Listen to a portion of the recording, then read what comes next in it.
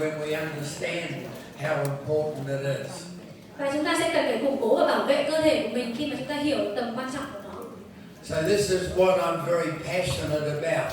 How can we reinforce the natural killer cells to protect us from cancer? Và đấy là điều mà tôi cực kỳ hứng thú và đang tìm hiểu, đấy là làm thế nào để củng cố các cái tế bào tiêu diệt bẩm sinh để có thể giúp hỗ trợ căn bệnh ung thư. So cancer treatment is going to shift from drug-based to immune-based. It makes common sense. Và cái việc điều trị căn bệnh ung thư có thể dịch chuyển từ dựa trên thuốc chuyển sang dựa trên củng cố hệ miễn dịch, đấy là một điều rất có ý nghĩa. So you can see what a normal cell looks like and what a cancer cell looks like. It hijacks your body. Và đây chính là cái hình ảnh của một tế bào bình thường, một tế bào đang bị ung thư và nó đang tấn công cơ thể như thế nào. So we've had cancer cells in our body since the day we were born. Và khi mà chúng ta ra đời thì trong cơ thể mình đã có sẵn tế bào ung thư. But the natural killer cells have found them and stopped them from becoming malignant. Và những tế bào tiêu diệt bẩm sinh thì nó sẽ tìm ra và ngăn ngừa các cái tế bào này vào việc lớn lên và nhân rộng. We don't know why they lose their memory. Nhưng chúng ta không hiểu vì sao tế bào lại mất đi cái phần ký ức của nó. And we come back again to mammals. Cats get cancer, dogs get cancer, cows get cancer. All mammals are going to have renegade cells. Và tất cả các loài động vật có vú cũng sẽ có những cái tế bào tương tự như vậy và cũng đều có khả năng có thể bị ung thư.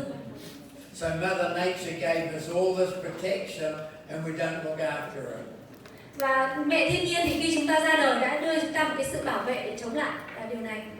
So we go into a medical journal called Medicine Net, and it says an article, Can Good Immune System Prevent Cancer? Và có một trong những cái bài báo nó viết về cái chủ đề là liệu một hệ miễn dịch tốt có thể ngăn ngừa các bệnh ung thư hay không? Medical research suggests that a strong immune system does protect against cancer. Và những cái nghiên cứu đấy cho rằng là hệ miễn dịch hoàn toàn có thể bảo vệ cơ thể chống lại các bệnh ung thư. Experts don't understand why, but they know that it happens. Có thể là người ta chưa hiểu thực sự rõ tại sao nhưng người ta biết rằng điều đó là có thật. When you have a strong immune system, you're less likely to get sick or develop chronic health conditions like cancer. Và khi mà hệ miễn dịch của mình khỏe mạnh thì mình có thể ít khả năng nhiễm bệnh hơn và ít khả năng phải mắc bệnh phải căn bệnh ung thư. So today we face potentially the biggest viral threats in history of our evolution through mutating pathogens. Và ngày nay thì con người chúng ta đang phải đối mặt rất là nhiều những nguy cơ và từ virus và đặc biệt là từ các cái thể đột biến. So why are the viruses and bacteria in the world? Tại sao virus hay là vi khuẩn lại tồn tại trên thế giới? They're to prevent overpopulation. Và đó là chính là để ngăn ngừa cái việc là dân số thế giới bị vượt quá, bị tăng trưởng quá mức. Mother Nature advocates the survival of the fittest. Và đây chính là một trong những công việc mà mẹ thiên nhiên đang làm. So we have to work with nature, we can't work against nature. Vì thế chúng ta phải sống thuận theo tự nhiên chứ không thể chống lại tự nhiên được. So that's why we're focusing on the immune system and colostrum, because it's the obvious way to go. Chính vì thế chứ chúng ta sẽ tập trung vào hệ miễn dịch và sữa non vì đấy chính là cái cách thuận theo tự nhiên. So viruses are outsmarting our body's defensive ability. Và virus thì có khả năng để bảo vệ cơ thể của chúng ta. But we can bring back reinforcements to seize control. Và chúng ta hoàn toàn có thể bảo vệ cơ thể để chống lại các vi khuẩn một cách có kiểm soát. Here's another interesting scientific article. Và đây là một trong những bài báo khoa học thú vị khác. It's in the Neuroscience News. Và đó là ở tạp chí nghiên cứu về hệ thần kinh. Researchers have found the missing link between the brain and the immune system. Và nhà nghiên cứu thì đã tìm ra mối liên hệ còn thiếu giữa não bộ và hệ thống miễn dịch. All these discoveries excite me. Và những cái nghiên cứu này có thú vị không ạ? Because we've got more advanced knowledge of the bioactives and colostrum than anybody in the world. Bởi vì chúng ta có một cái sản phẩm mà có nghiên cứu khoa học và tiến bộ, đấy là sữa non. This has all been neglected by pharmaceutical companies. Và thành phần này đang bị các nhà nghiên cứu, các nhà dược phẩm đang không quan tâm, không chú ý đến. Treating cancer is the biggest money earner in the world today. Because if you get cancer, the drug companies get your house, your bank account, all the money that you can borrow. Và cái ngành điều trị để chữa trị căn bệnh ung thư đang là ngành kiếm ra nhiều tiền nhất trên thế giới, bởi vì là căn bệnh này nó đang lấy từ người ta rất là nhiều tiền bạc, giá trị sức khỏe người ta. So we're one of the organizations that looking at how can we prevent it because the damage is done when you get cancer. Vì vậy chúng ta đang tìm cách làm thế nào để có thể ngăn ngừa lại căn bệnh ung thư, bởi vì là khi mà căn bệnh này xảy ra thì nó sẽ gây ra những cái tác hại vô cùng nguy hiểm. So we can't talk about curing cancer, but we can talk about defense against cancer. Và chúng ta sẽ không nói về việc chữa căn bệnh ung thư như thế nào, mà mình sẽ nói về cách phòng ngừa để căn bệnh không xảy ra. So what they have found that we can do something to prevent autism and Alzheimer's and dementia and multiple sclerosis by connecting the immune system to the brain, the neurological support of the body. Và các nhà nghiên cứu tại Đại học Y khoa thì đã xác định rằng là não được kết nối trực tiếp với hệ thống miễn dịch bằng các mạch máu mà trước đây người ta nghĩ là nó không tồn tại. So scientists did not know that the brain was connected to the immune system before. Và trước đây thì các nhà khoa học không hề biết rằng là não bộ thì có kết nối với hệ miễn dịch. So the significance of this discovery lies in the effects it could have on the treatment of all neurological diseases. Và các khám phá này có ý nghĩa ở việc là nó sẽ tác động đến việc điều trị các căn bệnh như là thần kinh, bệnh tự kỷ và các cái loại căn bệnh khác. In 1900, there was no mention of any percentage of fatalities due to Alzheimer's and dementia. No mention of Alzheimer's and dementia in 1900. In 1900. The year 1900 was they were unknown. Và chúng ta không hề biết điều này vào những năm là 1000 và đến khoảng thế kỷ thứ 19, thế kỷ thứ 20, đầu thế kỷ 20. Today they're 9% of all deaths. Và ngày hôm nay thì chúng ta mới bắt đầu thảo luận về vấn đề này. That's scary. Và điều này thực sự là đáng sợ. Because it's increasing and that's a terrible way to go out of this world. Và bệnh tật thì chính là một cái cách rất là kinh khủng mà đang tác động đến thế giới. Sorry, this is technical. You're doing well. So, Alpha Lipid Lifeline is Asia Pacific's $1 billion breakfast. Và Alpha Lipid Lifeline chính là bữa sáng tỷ đô số 1 ở châu Á.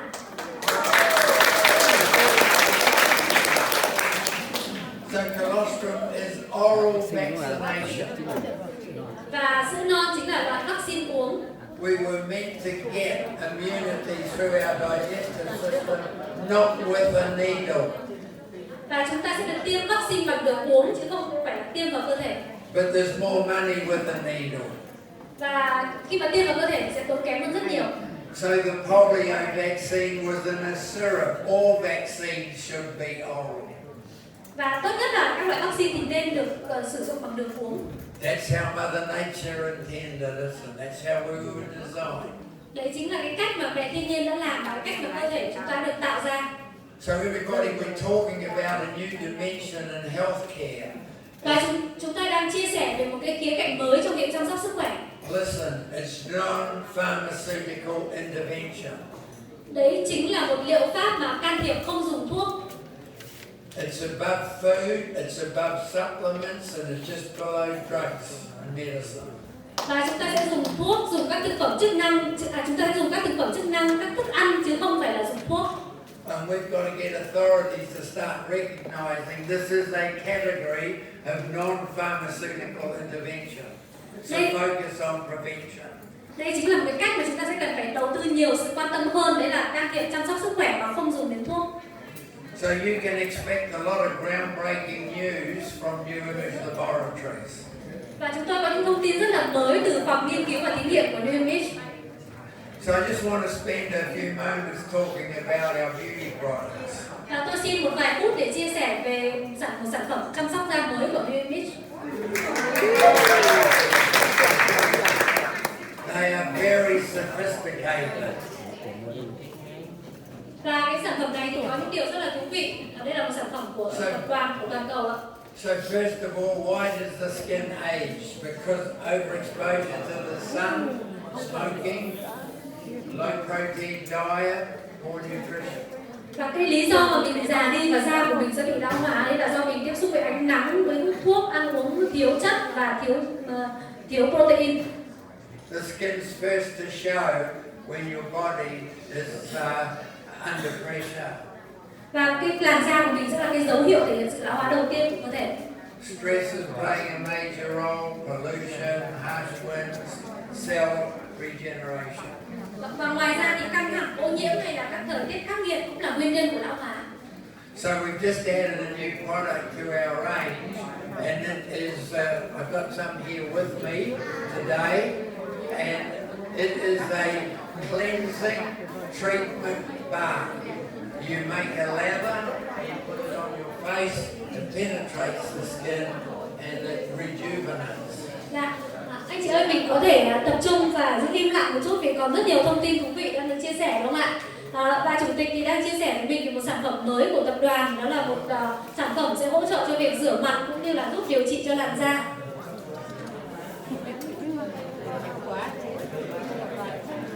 So when I finish, we're going to have lucky draw, and we're going to give 3 of these away, okay? Biorejuve cleansing balm. Và vào cuối chương trình thì sẽ có một phần rút thăm trúng thưởng và một trong các anh chị may mắn sẽ được nhận được quà này để về trải nghiệm.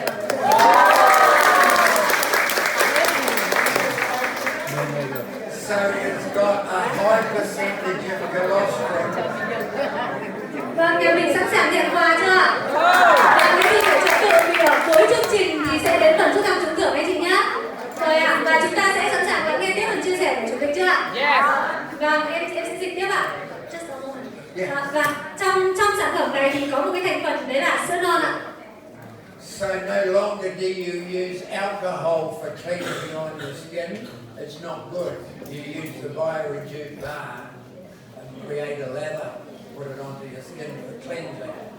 Và các anh chị thì hiện mình đang dùng các cái sản phẩm rửa mặt mà trong đấy nó có cồn để sử dụng cho làn da của mình, điều đấy không tốt một chút nào.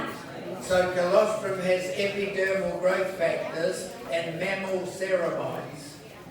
Và trong cái thành phần sữa non thì có những cái thành phần giúp bảo vệ và kích thích các cái tế bào của mình phát triển. Not chemical ceramides, Thì đấy không phải là cái thành phần mà có chứa hóa chất. but ceramides that are identical for mammals. Và đấy là những cái thành phần hoàn toàn tự nhiên để có thể sử dụng cho con người. Now here's something that's exciting. It's got IDP, immune defense proteins, in there as well. Và trong đó thì có các protein có thể giúp cho bảo vệ hệ miễn dịch. And we have clinical trials showing they kill acne bacteria. Và những cái nghiên cứu lâm sàng cho thấy rằng nó có thể giúp tiêu diệt vi khuẩn. So acne that causes the teenage problems and ladies that get blemishes and challenges with skin. This is just amazing. Và những cái nguyên nhân là vi khuẩn virus đấy có thể gây ra mụn ở các bạn trẻ hoặc là gây ra những cái tổn thương cho làn da của phụ nữ thì sữa non có các thành phần để giúp tiêu diệt các virus này, vi khuẩn này. And I use the lather every morning with shaving me, and it's just absolutely perfect to lubricate the razor and avoid razor rash, etc. Và thậm chí là các anh có thể dùng nó cùng với việc cạo râu hàng ngày của mình để giúp cho da của mình sáng bóng ạ.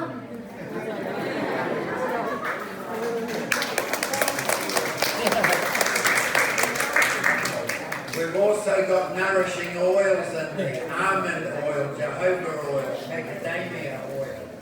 Ngoài ra thì trong đấy còn có các cái thực vật rất là giàu vitamin như là dầu hạnh nhân, dầu hạt maca, dầu jojoba.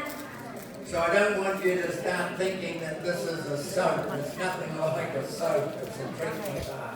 Và tôi không muốn các chị nghĩ rằng là nó là một cái bánh xà phòng, mà thực sự nó là một cái sản phẩm sẽ giúp hỗ trợ để điều trị và bảo vệ làn da. We've also got Manuka honey in there. Và trong đấy thì có cả mật ong Manuka. It's very special. It protects and nourishes the skin. Đấy là một cái thành phần bảo vệ và nuôi dưỡng da rất là đặc biệt.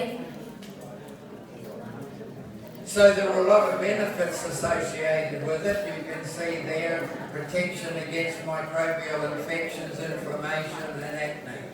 Và trong đấy thì các chị thấy là những thành phần đấy nó sẽ giúp bảo vệ da chống lại các căn bệnh do vi sinh vật gây ra, đặc biệt là căn bệnh mụn trứng cá. What's important, it also balances the skin pH and is suitable for all types of skin. Và nó còn giúp cân bằng độ pH và sẽ phù hợp với tất cả các loại da. Now everybody, this is a pre-release. It's not here yet. It's manufactured, and we'll be looking at air freight at an appropriate time when Mr. Lou wants to launch it. Và thưa các anh chị là đây là một số những cái sản phẩm mà chúng ta sẽ có cơ hội để chúng ta thử trải nghiệm sản phẩm trước ạ.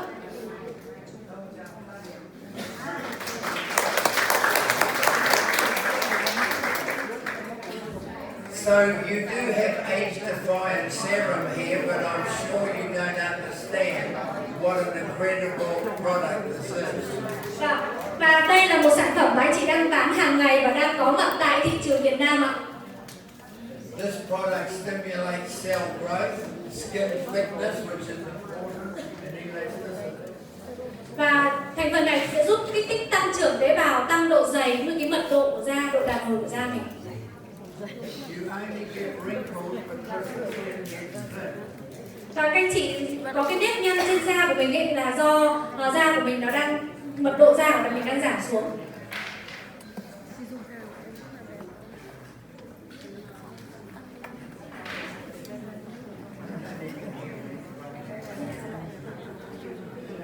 So it's all about cellular regeneration, keeping the skin cells young. Và đấy chính là cái lý do vì sao chúng ta sẽ cần phải giúp giữ các cái tế bào da của mình một cách trẻ trung và mạnh. So I want to talk to you about telomeres. We didn't learn any of these incredible functions of the body when we went to school. Và tôi sẽ chia sẻ về một trong những cái công dụng của telomere, là một cái thành phần có thể chúng ta được học khi chúng ta ở trường lớp. Telomeres determine how long you're going to live. Listen to me. Và hãy nghe tôi ạ, tức là telomere chính là một cái thành phần mà sẽ quyết định được là chúng ta sẽ sống được bao lâu. When you were born, you were programmed to live 100 years. Ngay từ khi mà mình ra đời là mình đã được lập trình để có thể sống được 100 năm. So there is a limited number of times cells can divide. Và nó có một cái số lượng giới hạn nhất định cái tế bào của mình có thể chia ra, nhân ra. If we can slow down the telomere burn rate, the rate that they use, we can live longer. Và nếu như chúng ta làm chậm cái quá trình mà các cái telomere của mình nó bị kiệt quệ, nó bị tiêu diệt đi thì chúng ta có thể sống được lâu hơn. But many fast foods, nutritionally deficient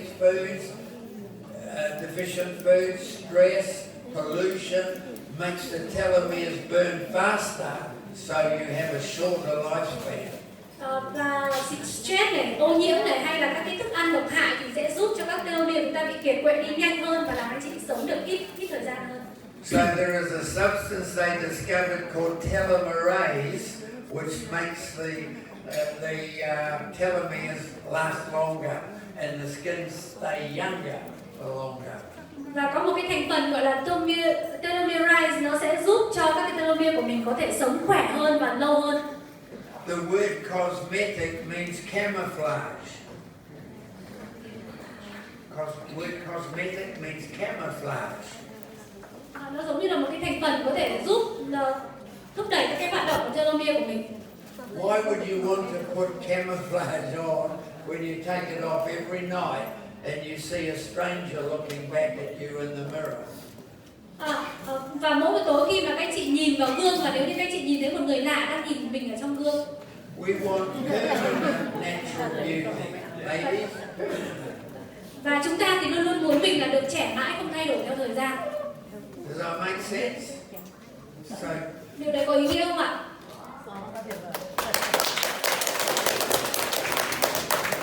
So your skin, your hair, and your immune system are most affected by the telomere shortening.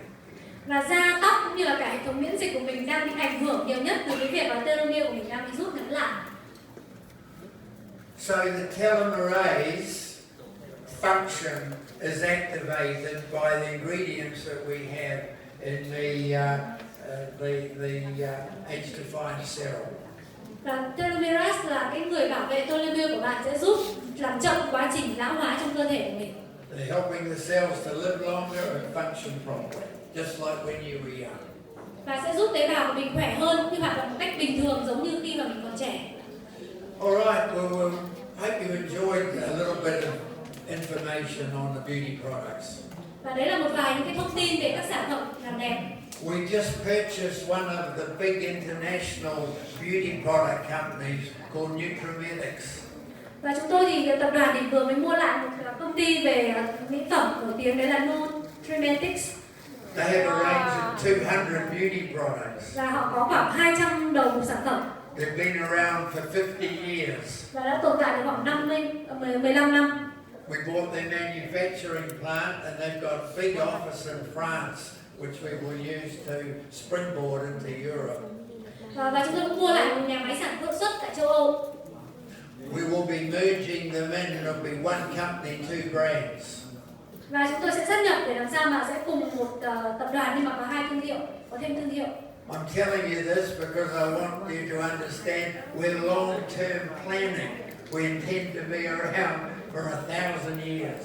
Và điều này chia sẻ để nhằm giúp anh chị hiểu rằng là chúng tôi thực sự là có những cái kế hoạch rõ ràng và là sẽ tồn tại rất là lâu cùng với anh chị. I'm making plans way beyond my lifetime. Và tôi đã đặt kế hoạch cho cả những cái phần ở bên ngoài cuộc đời của mình. So back to Colossians. Và bây giờ mình sẽ quay lại với sữa non. It's a functional cluster of bioactive molecules all working together. Và đấy là một tập hợp của các cái phân tử hoạt tính sinh học hoạt động cùng với nhau. That's why a single drug molecule will never succeed because these molecules have no assistance, no memory, no instructions, they're not adaptive. They're chemically made. Và đấy là lý do vì sao nếu chỉ là một sản phẩm đơn lẻ hoặc các phân tử đơn lẻ sẽ không thể thành công được, bởi vì nó sẽ không có sự hỗ trợ, nó không có trí nhớ và không có sự hướng dẫn. That's also why no single vitamin or any other health supplement will ever work on their own as the immune system. Và đây chính là lý do vì sao mà các cái vitamin hoặc là các cái chất bổ sung đơn lẻ cũng không hoạt động được, bởi vì hệ miễn dịch của mình nó cũng không phải là một cái chất đơn lẻ nào cả. I'm not saying they're not good for you, but they'll only do one particular thing, whereas the colostrum is multifunctional. Và tôi không nói rằng là những cái thành phần đấy không tốt, nhưng nó chỉ có thể làm một chức năng nào đấy thôi, trong khi sữa non thì sẽ là một thành phần đa chức năng. So there's no other health supplement apart from colostrum that contains the complete repertoire of immune bioactives. Nothing. Và sẽ không có bất kỳ một cái chất bổ sung nào ngoài sữa non thì có thể chứa đầy đủ các cái chất hoạt chất sinh học có cho hệ miễn dịch. Man could not create the life force that colostrum is. Và chúng ta sẽ không thể nào tạo ra được một cái thành phần tự nhiên mạnh mẽ như là sữa non. Now you'll have heard of some of the drugs that they're using to treat people that have COVID. Và chúng ta biết rằng là để điều trị Covid thì có một số loại thuốc được kê đơn. They've developed monoclonal antibodies. You will have heard the word in the media, monoclonal. Và chúng ta cũng nghe thấy ở trên các cái báo chí là có một số những cái dòng kháng thể đơn đã được tạo ra để giúp điều trị Covid. You should know what they are. Và các chị có thể hiểu được nó là gì. We should have known in hindsight that they would have failed. Và chúng ta cũng sẽ biết được rằng là những cái điều trị, những cái nghiên cứu đấy đã thất bại. They will always be limited because they cannot adapt and they cannot carry instructions. Và cái lý do thất bại của nó là nó không thể thích ứng được, cũng như là không thể thực hiện được các cái chỉ dẫn. You see, once the virus mutates, they become unrecognizable to the immune system. Bởi vì khi mà một cái virus nó có sự đột biến ấy, thì hệ thống miễn dịch sẽ không thể nhận ra được. That's why we're reading about all of these mutations that are outwitting the vaccine, outwitting the treatments. Và chính vì thế cho chúng ta nghe thấy rằng là rất là nhiều những cái nghiên cứu hay những cái loại vaccine thì nó đã thất bại. So in January, the FDA in America withdrew over $2 billion worth of antibody drugs from two drug companies called Regeneron and Eli Lilly. Và vào tháng 1 thì FDA đã ngừng sử dụng các loại thuốc kháng sinh có cái giá hàng triệu đô của Regeneron và Eli Lilly, là hai công ty rất là lớn. Because they didn't work. Bởi vì nó không hiệu quả. Virus had outwitted them. Và nó không chiến thắng được virus. So I want to talk to you about polyclonal antibodies because they're much more diverse. Và tôi sẽ nói với các chị về sữa non có chứa các kháng thể đa dòng, bởi vì là nó đa dạng hơn những cái kháng thể bình thường rất là nhiều. So this is what you're looking at in a monoclonal antibody. It only can do one thing. Và đây là một kháng thể đơn dòng mà nó chỉ có thể thực hiện được một chức năng thôi. It only has one binding attachment. Và nó chỉ có thể làm được một cái chức năng nào đó. But when you go to a polyclonal antibody, they're a mixture of different immunoglobulin molecules that react against particular antigens. Và khi mà nói về kháng thể đơn dòng thì nó là một hỗn hợp các cái phân tử kháng thể khác nhau để có thể phản ứng chống lại nhiều những cái sự tấn công khác nhau. And this is where you can see physically the difference to keep it simple. Và anh chị có thể nhìn hình ảnh để thấy được cái sự khác biệt rất là đơn giản giữa hai loại kháng thể này. So it's polyclonal antibodies that are in colostrum. Mother Nature made them, not a laboratory. Và cái kháng thể đa dòng này xuất hiện trong sữa non và do tự nhiên tạo ra chứ không phải bất kỳ một cái phòng thí nghiệm nào cả. It's good to understand some of the science so that you have confidence that we are way ahead of many of our competitors. Và cái lý do mình sẽ phải hiểu một số những cái định nghĩa khoa học ở đằng sau để mình có thể tự tin rằng là chúng ta đang đi trước rất nhiều công ty khác. Here's another article of a white paper saying we've got to learn from our ancestors because epidemics are not new. Và một trong những cái nghiên cứu khác nói rằng là chúng ta sẽ cần phải học từ cái cách mà tổ tiên của chúng ta đã từng làm. So researchers got a section of the population and they looked at their genes. They were able to examine their genes.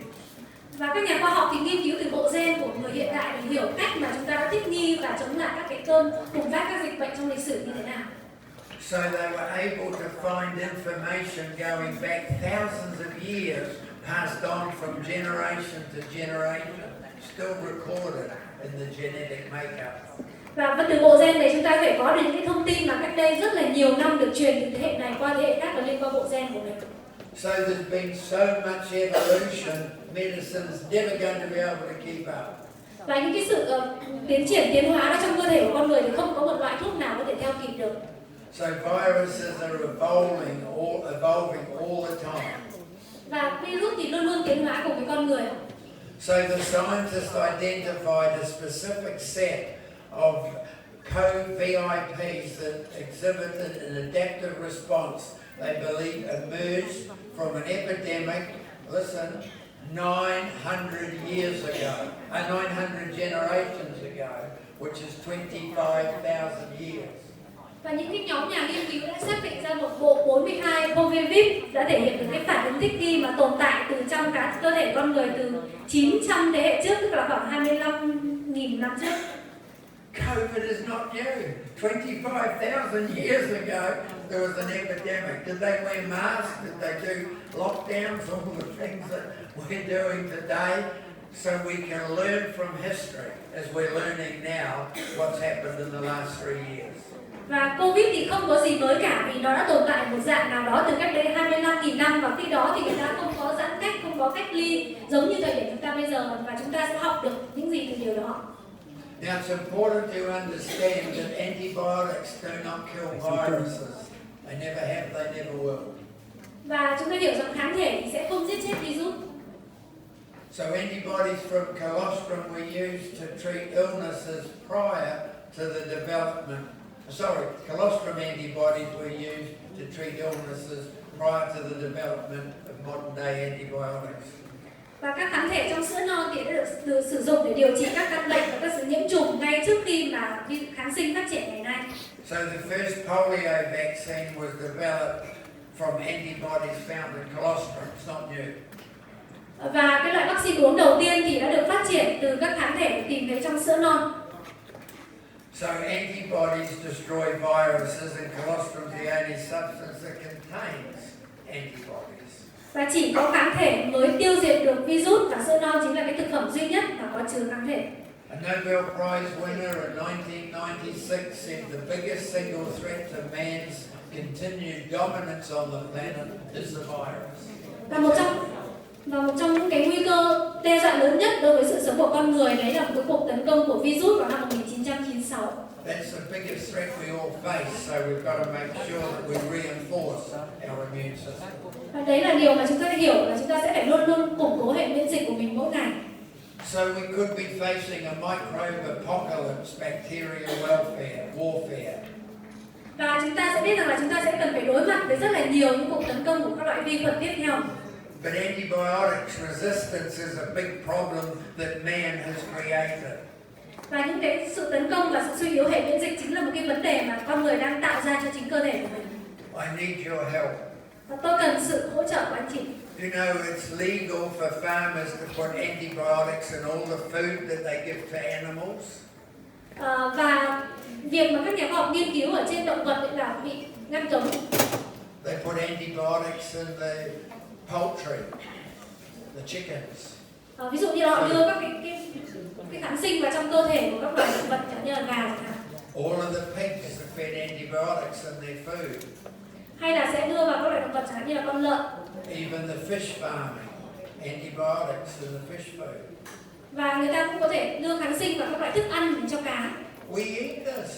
Và chúng ta lại ăn những loại thức ăn thực phẩm này. Antibiotics are getting into our bodies and destroying some of the protective qualities of our immune system. Và hàng ngày thì khi mà chúng ta ăn các cái thức ăn mà có dư lượng kháng sinh thì nó sẽ làm tấn công và làm suy yếu hệ miễn dịch của chúng ta.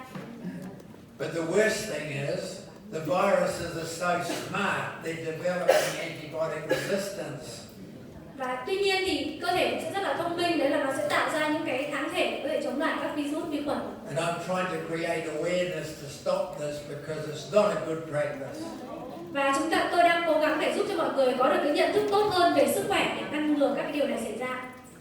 So let's take a look at this video on microbe apocalypse. Và chúng ta sẽ tìm hiểu cái video về các loại kháng sinh.